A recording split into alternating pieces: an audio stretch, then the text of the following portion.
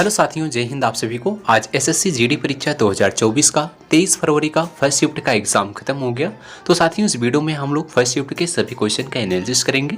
साथियों, आपको बता दें, अगर आप लोग का एग्जाम नहीं हुआ है तो एक बार फ्रेंड्स इन सभी क्वेश्चन को एग्जाम देने से पहले जरूर पढ़ लीजिएगा, क्योंकि फ्रेंड्स पिछले शिफ्ट का क्वेश्चन आगे की शिफ्टों में रिपीट हो रहा है, इसलिए आपको एग्जाम में फ्रेंड्स बहुत ही ज़्यादा हेल्प होगा। तो फ्रेंड्स, अगर आपने चैनल को सब्सक्राइब नहीं किया है तो चैनल को सब्सक्राइब करके बेल आइकन को ऑन कर लो, जिससे हमारा फ्रेंड्स आने वाला हर एक एनालिसिस का वीडियो आप तक सबसे पहले पहुंचता रहे। तो साथियों, आइए हम लोग बिना देरी के स्टार्ट करेंगे आज के पूछे गए पहले क्वेश्चन से। तो पहला क्वेश्चन इसमें पूछा गया था कि मीराबाई चानू का संबंध किससे है। तो फ्रेंड्स, आप सबको पता होगा मीराबाई चानू का जो संबंध है वो भारोत्तोलन से है। तो भारोत्तोलन इसका बिल्कुल राइट आंसर था। अगर पूछा जाए कि एक किस राज्य से संबंधित है तो याद रखिएगा मीराबाई चानू जो है वो मणिपुर राज्य से संबंधित है। अगला क्वेश्चन आपका पूछा गया था जो है कथकली एवं मोहिनी अट्टम किस राज्य से संबंधित है। तो देखिए फ्रेंड्स, जो कथकली और मोहिनी अट्टम है ये दोनों जो है एक ही राज्य यानी केरल से संबंधित हैं, केरल के नृत्य हैं। तो कथकली और मोहिनी अट्टम एग्जाम में आपका अलग अलग पूछा गया है, तो आज एक क्वेश्चन आपका रिपीट हो गया। कथकली और मोहिनी अट्टम किस राज्य का है, तो आप लोग याद रखिएगा फ्रेंड्स, केरल का है। अगला क्वेश्चन आज पूछा गया कि जन औषधि एक्सप्रेस कब चली थी। तो देखिए, जन औषधि अगर हम एक्सप्रेस की बात करते हैं, जो ट्रेन चली थी जन औषधि के नाम से, कब चली थी, तो 1 मार्च 2023 को चली थी। आपको बता दें साथियों, जन औषधि के बारे में और अधिक जागरूकता पैदा करने के लिए पूरे देश में 1 मार्च से 7 मार्च तक पूरे सप्ताह को पूरे देश में जन औषधि दिवस के रूप में मनाया जाता है। इसलिए फ्रेंड्स 1 मार्च को जो है 1 मार्च 2023 को जन औषधि एक्सप्रेस चलाई गई थी। नेक्स्ट क्वेश्चन आपका पूछा गया था कि भारत की सबसे लंबी नदी कौन सी है। तो फ्रेंड्स, आप सबको पता होगा भारत की जो सबसे लंबी नदी है वो गंगा नदी है। 2525 किलोमीटर की नदी गंगा भारत में जो है 2525 किलोमीटर की दूरी तय करती है और भारत में सबसे लंबी नदी है, जिसके बाद गोदावरी जो है 1465 किलोमीटर है। यानी फ्रेंड्स, दूसरी अगर पूछा जाए सबसे बड़ी नदी कौन सी है तो आपकी गोदावरी नदी होगी। पहले नंबर पर आपकी गंगा है, दूसरे नंबर पर आपकी गोदावरी नदी है। अगला क्वेश्चन आपका पूछा गया था क्रिप्स मिशन भारत कब आया था। तो देखिए, क्रिप्स मिशन की अगर हम बात करते हैं, क्रिप्स मिशन 22 मार्च से 11 अप्रैल 1942 तक आया था। इसका उद्देश्य द्वितीय विश्व युद्ध में ब्रिटिश युद्ध के लिए भारतीय सहयोग प्राप्त करना था।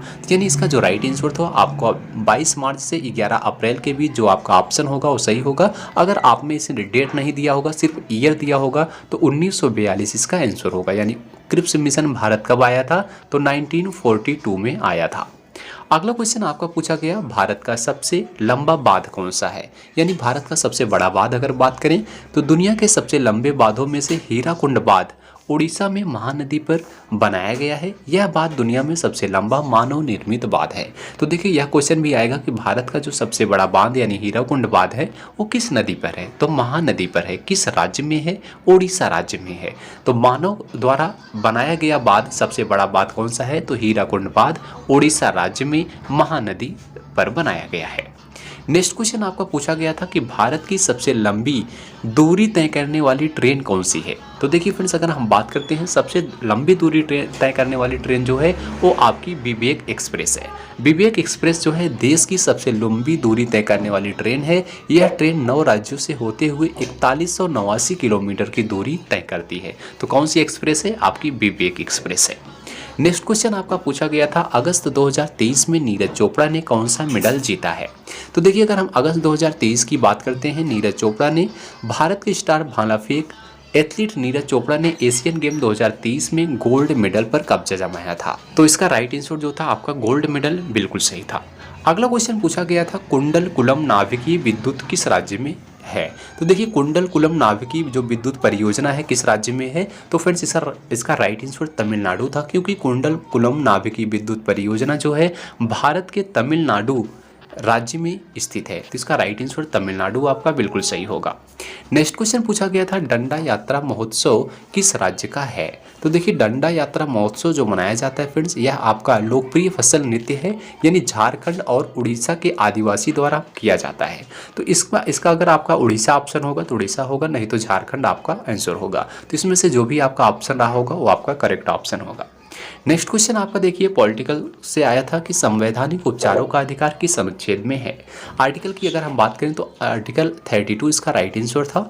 अनुच्छेद 32 का उद्देश्य मूल अधिकारों के संरक्षण हेतु गारंटी, प्रभावी, सुलभ और संक्षेप उपचारों की व्यवस्था देता है। तो कौन सा अनुच्छेद है? अनुच्छेद 32 है। नेक्स्ट क्वेश्चन आपका आर्टिकल से एक और था कि धार्मिक स्वतंत्रता का अधिकार किस अनुच्छेद में है।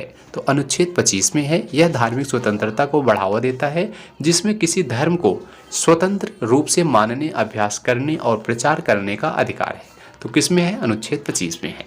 अगला क्वेश्चन आपका आर्टिकल से पूछा गया था कि राष्ट्रपति की निर्वाचन रीति किस अनुच्छेद में है।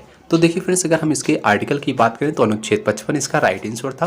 अनुच्छेद 55 के अनुसार आनुपातिक प्रतिनिधित्व प्रणाली के एकल संक्रमणीय मत पद्धति के द्वारा होता है। तो इसका राइट आंसर अनुच्छेद 55 बिल्कुल सही था। तो देखिए आज आर्टिकल से 3 क्वेश्चन पूछे गए थे। बाकी सभी क्वेश्चन को फ्रेंड्स आप लोग तैयार कर लेना, आगे की शिफ्टों में आपके क्वेश्चन रिपीट होगा, क्योंकि फ्रेंड्स पिछले शिफ्ट का क्वेश्चन 3 से 4 क्वेश्चन आगे की शिफ्टों में रिपीट हो रहा है। इसलिए एग्जाम देने से पहले सभी शिफ्ट का एनालिसिस करके जाइएगा, एग्जाम में आपको बहुत ज़्यादा हेल्प होगा। तो साथियों आज की वीडियो में बस यहीं तक, मिलते हैं अगली वीडियो में। तब तक के लिए साथियों जय हिंद, जय भारत।